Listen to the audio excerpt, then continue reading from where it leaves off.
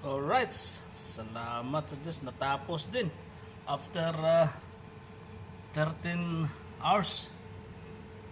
Kasi matagal nga guys itong Master Ignis na mag-update dahil worldwide charts.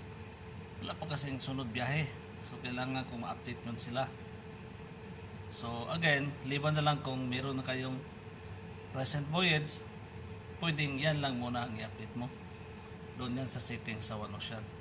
So click mo na yung OK. Makikita mo dito sa log kung ano yung mga nangyayari ng pag-update niya.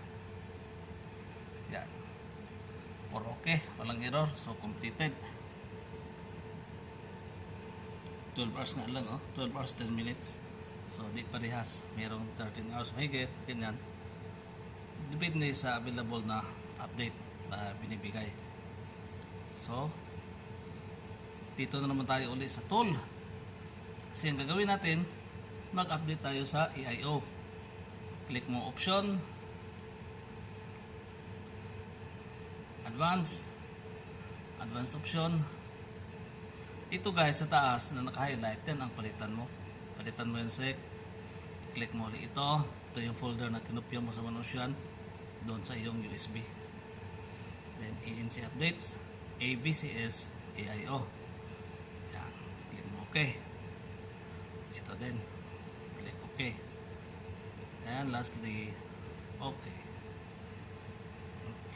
Okay. So, ito namang sort. Yung sort na yan, sort yung katabi ng chart. Click mo yan siya. Tapos, click mo yan, AIO. Kasi AIO yung i-update natin. Admiralty Information Overlay. So, hintayin mo lang siya. Okay. So, meron na. Ang kasunod yan, click mo yan, Auto Detect. Minsan merong error yan. Pero kung wala naman, ayos. Tulad yan, wala.